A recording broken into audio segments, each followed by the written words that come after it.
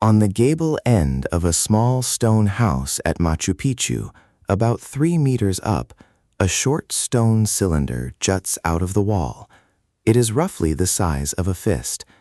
There are dozens of them across the site, set into the highest and most awkward parts of the masonry, and almost every photograph ever taken of the place contains one, without anybody noticing. They are not decoration, they are hooks, and what they held is the reason the ruin looks nothing like the town. The Inca roofed in grass, ichu, the coarse bunch grass of the high country, bundled and layered and lashed onto a frame of poles. On a wall like this one, the stone pegs sit inside the gable, and a rope threaded through them pulls the frame down hard onto the masonry. Some of the pegs are drilled through, some are carved with a groove to seat the cord. They were engineered against wind. Machu Picchu takes close to 2 meters of rain in a year, most of it falling between November and March, and the pitch of the surviving gable ends is steep, far steeper than a modern house, because water has to leave a thatched roof fast, or it rots the grass, and the roof comes down on the people underneath. Around 200 structures stand on that ridge. Nearly all of them were covered. A handful carry replacement thatch today, put back by conservators, and standing under one is disorienting. The room is dark, it is warm and low, and it smells of dry grass. What you have seen in photographs is a town with every lid taken off. The second thing that has changed is the color, and it is the one nobody expects. The stone came from a quarry inside the site itself. It is granite, the pale, coarse-grained kind, heavy with quartz and feldspar. Geologists describe the rock under Machu Picchu as gray and white. Break it fresh and it is close to white. In sunlight, it glitters. Nothing you see today is that color. 5 centuries of rain in a cloud forest have grown lichen, algae, and moss across every exposed face. Black crusts, rusty orange rosettes, sheets of gray-green. A 2019 conservation study treated those organisms as an active threat, boring into the granite and prizing it apart. Photographers treat the same stain as the look of the place. It is neither. It is simply what happens to a building nobody is maintaining. Then there is plaster. The Inca did not leave rough walls bare. Ordinary fieldstone houses were rendered with clay, and at Tambo, Colorado, an Inca site on the dry Pacific coast, that render survives with its paint still on it. Red, yellow, white.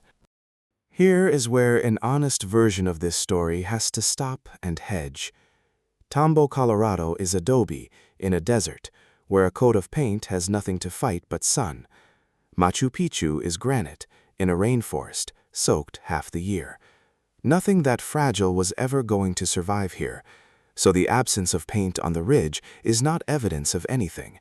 It only means the evidence would have dissolved. What can be said with more confidence is the division of labor in the walls themselves. The temples and the elite compounds are ashlar, cut so precisely the joints run without mortar, and a knife blade will not enter. Those were meant to be seen. Everything else is pirca, rough stone bedded in clay, and rough stone bedded in clay is not a finished surface. It was rendered. So picture a settlement that was 2 materials at once. A handful of pale, exposed, immaculate stone buildings, and around them a mass of plastered walls in the color of whatever clay was closest. Which is a thing worth asking. Why put that much labor into a ridge this narrow? The American civil engineer Kenneth Wright spent years surveying Machu Picchu as infrastructure rather than as archaeology. His conclusion was that roughly 60% of the construction effort at the site went underground. You cannot photograph a single bit of it. The terraces are the clearest case. They look agricultural, and some of them fed people. But cut into one and you find layers. Topsoil at the top, then sand, then a deep bed of broken stone chips, the waste from the masons, packed in on purpose. Rain lands on the terrace, sinks and travels sideways through that rubble, instead of sheeting down the slope. In the built-up area alone, Wright's team counted 129 drainage outlets, each one set at the right height to take water off an interior floor. A ridge that steep, that wet, in granite already fractured into blocks by the mountain building that raised it, should have slumped downhill centuries ago. It has not. The city you can see survives because of the city you cannot. The reason for building here at all may come down to water. There is a spring on the north flank of Machu Picchu mountain, above the site. The Inca found it, walled its collection point, and cut a canal from it. 749 meters of stone channel at a gradient of about 3%, shallow enough to hold a steady flow, steep enough to keep it moving. It arrives at a fountain. The overflow from that fountain feeds the next, and that one feeds the next, 16 of them stepping down through the town in sequence. The first in the chain sits beside the compound archaeologists identify as the ruler's residence. The order was not an accident. So add sound to your picture. Not silence, running water, continuously, day and night, through a channel that passes under doorways and through walls, audible from most of the site. Add smoke, because there were no chimneys, and the cooking fires vented up through the thatch. Add the smell of that.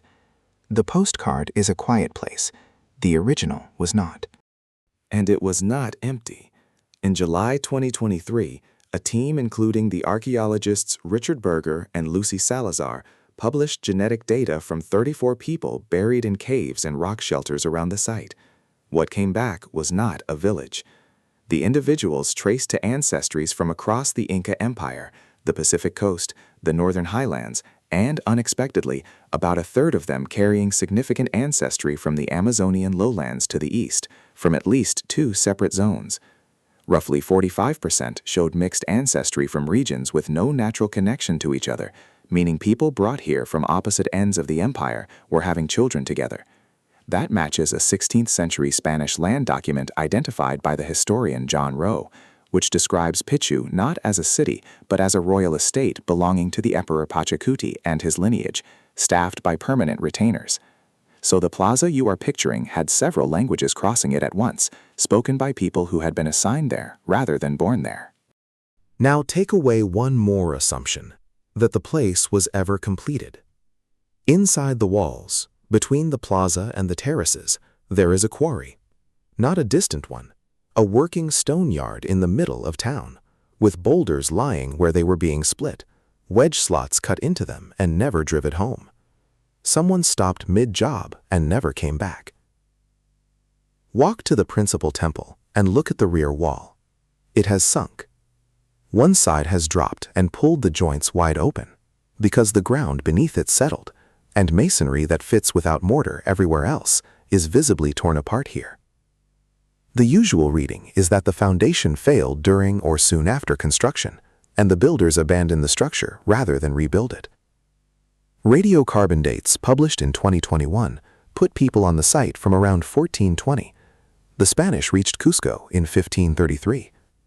Machu Picchu was not an ancient ruin decaying over millennia.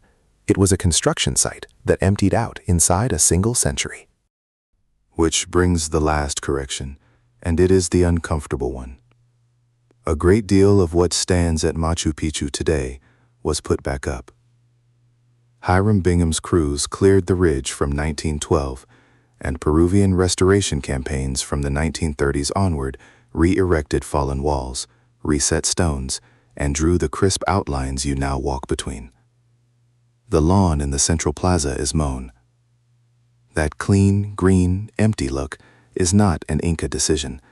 It is a 20th century decision about how a ruin ought to appear.